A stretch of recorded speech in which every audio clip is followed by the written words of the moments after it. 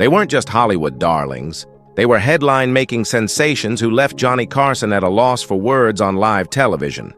Beneath that well-known grin, Carson held on to stories bold enough to make the entire country blush.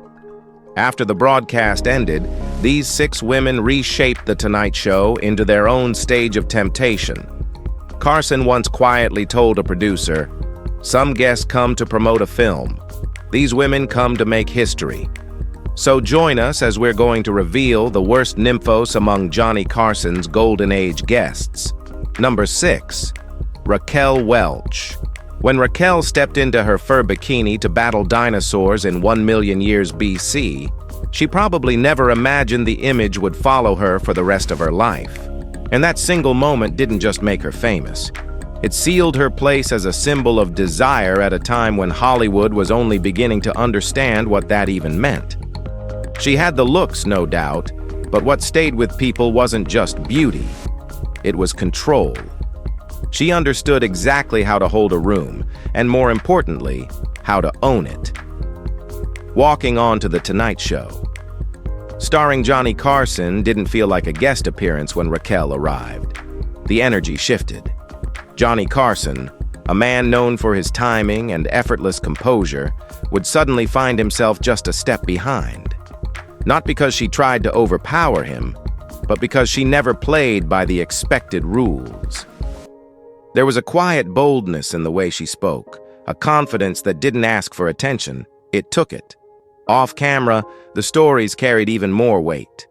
People around the industry talked about her as someone who followed her instincts without apology. Relationships came and went, not out of carelessness, but because she refused to stay where she felt nothing.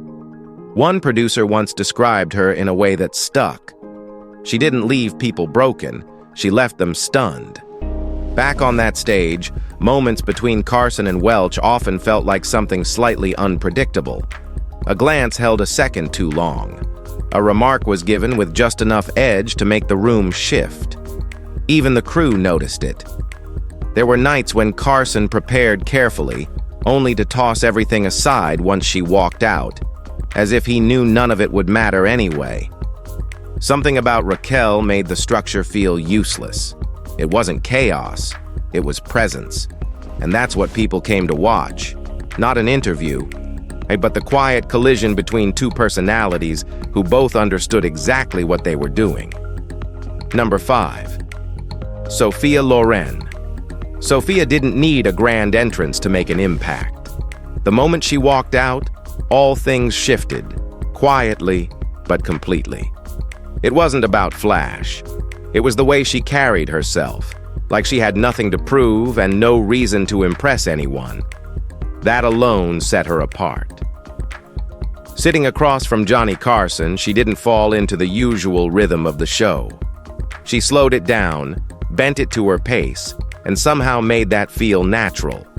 Carson, known for steering every conversation exactly where he wanted it, didn't quite do that with Sophia. Instead, he watched, listened a little longer, reacted instead of leading. And strangely, it worked. The audience leaned in with him, as if everyone understood they were seeing something a little different. Her life off-screen carried its own kind of intrigue. Her relationship with Carlo Ponti was steady on the surface, but Hollywood rarely leaves anything alone. Stories came and went, some exaggerated, some believable, all adding to the sense that there was more to her than what she chose to show. The connection with Cary Grant, in particular, stayed in conversations long after it ended, like something unfinished. What made Sophia stand out wasn't mystery alone. It was honesty, but on her own terms. She didn't pretend to be innocent, and she didn't overplay anything either. When she spoke about love, about life, it came out in a way that felt lived in, not rehearsed. At one point, Carson joked about needing to write things down just to keep up. But even that felt like an understatement. Behind the scenes, she kept that same control. A producer once said she arrived with clear boundaries, topics she didn't want touched. But once the cameras were rolling, it didn't matter. She redirected everything without anyone noticing it happen. That was the difference. Sophia didn't fight for attention. She drew it in quietly, then held it there without effort.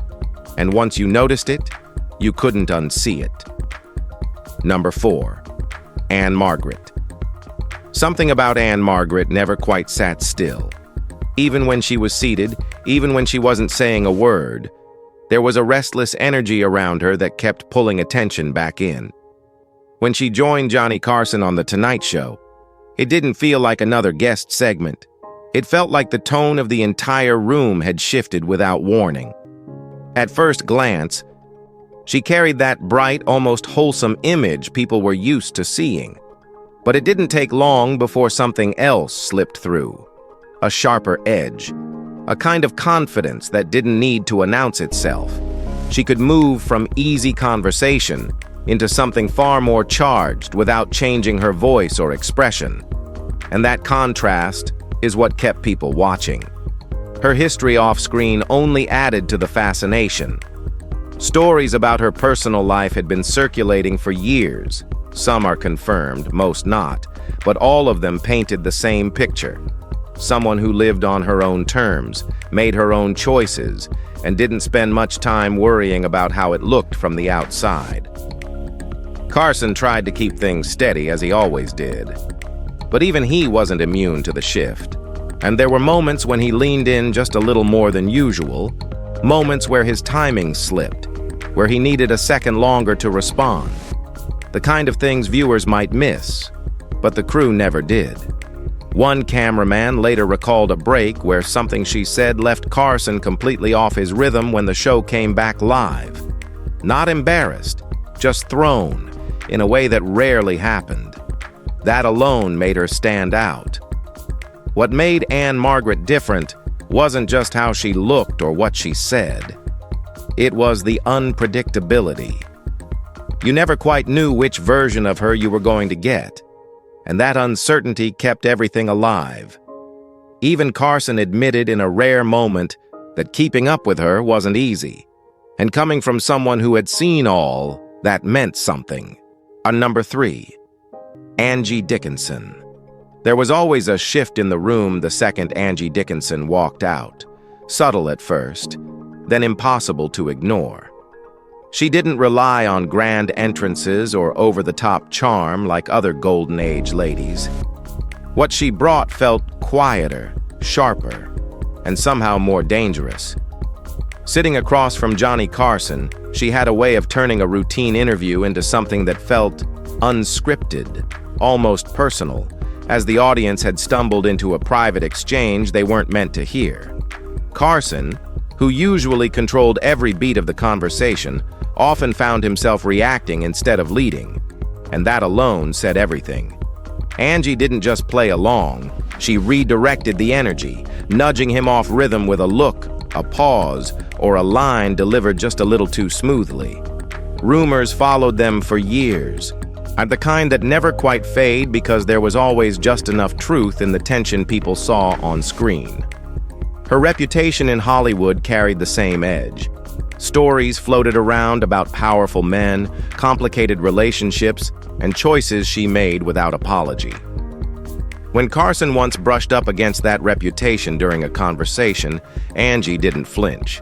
She smiled, cool and controlled, and answered in a way that gave nothing away but still left the room hanging on every word. What really set her apart wasn't just presence, it was timing. She knew exactly when to lean in, when to hold back, and when to flip the moment. Crew members noticed it too. During breaks, conversations between her and Carson often looked less like casual talk and more like a quiet back and forth neither of them wanted to lose. One producer later admitted there was a moment he stopped watching the show as a production and started watching it as a spectator. Because at some point, it didn't feel like Johnny's stage anymore. Angie had taken control without ever making it obvious. That was her power. So, what do you think about her? Number 2. Kim Novak. Johnny Carson was the sort of guy who could handle just about anyone.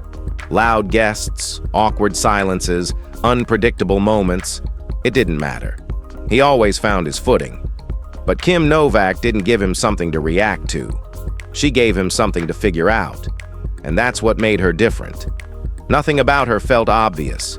No big gestures, no over-the-top charm. She'd walk out, sit down, and somehow the room would quiet itself without anyone noticing why. It wasn't intimidation, it was curiosity. The people didn't quite understand her, and that made her impossible to ignore. Across from Johnny Carson, she didn't rush to fill space. She let pauses hang, let questions sit for a second longer than expected. Carson, who usually kept things moving, would hesitate, just briefly, but enough to show that she'd shifted the rhythm. That tiny pause said more than any clever line ever could. Hollywood never really knew what to do with her either. They tried to fit her into something familiar, something easy to market. Another blonde, another fantasy. But Kim never settled into that. There was always something slightly out of reach about her, like she was holding back a part of herself no one else could touch. The stories around her life only added to that feeling. Her connections with men like Frank Sinatra and Sammy Davis Jr. Weren't treated as simple gossip. They carried weight. Not because of a scandal, but because she didn't seem to follow the usual rules. She made choices without checking how they'd be received, and that unsettled people more than anything else. On the show, that same energy carried through. When Carson edged toward personal territory, she didn't retreat or deflect. She answered in a way that felt half revealed, half hidden. Enough to pull people closer, never enough to satisfy them completely. It kept the conversation alive in a way that felt almost unfinished. Behind the scenes, it was even more noticeable. Crew members talked about how different Johnny seemed around her. Not nervous in a dramatic way, but distracted. Like, part of his focus stayed on her even when it shouldn't. So one director remembered having to signal more than once before Carson realized they were live again. There was one night where everything was planned out, questions lined up, timing set, the usual structure in place. None of it lasted. Kim walked out, sat down, and within minutes, the entire segment drifted off script. Not because anything went wrong, but because following a script around her just didn't make sense anymore. She didn't take over the show in a loud way. No dramatic moments, no shocking lines. Instead, she changed the atmosphere, slowed things down, made people pay attention in a quieter, deeper way. That was Kim Novak. Not the kind of presence you could explain easily, but the kind you couldn't forget once you truly felt it. Number 1. Elizabeth Taylor. Nothing about Elizabeth ever felt ordinary. And that included the moment she stepped onto The Tonight Show. Conversations dipped, heads turned, and even the studio lights seemed to hit a little differently. Those famous violet eyes didn't just look at people. They studied them, weighed them, almost dared them to keep up. Across from her, Johnny Carson would hold his usual composure. For a while. Then came the small tells. A shift in posture, a slower response, just enough to show she'd thrown him off balance. Her reputation walked in with her. 8 marriages, endless headlines, and a love life that never stayed quiet long enough for people to forget it. She didn't drift through relationships. She went straight into them, full force, as if anything less would have bored her. Stories about Eddie Fisher, Richard Burton, and in the chaos that followed weren't whispered in corners. They were practically part of her identity. On camera, she never overshared, but she didn't hide either. When Carson carefully nudged toward her past, she didn't dodge the question. She let it hang for a second, smiled like she knew exactly what people wanted to hear, then answered just enough to keep them guessing. That was her trick. Control the moment without ever looking like you're trying.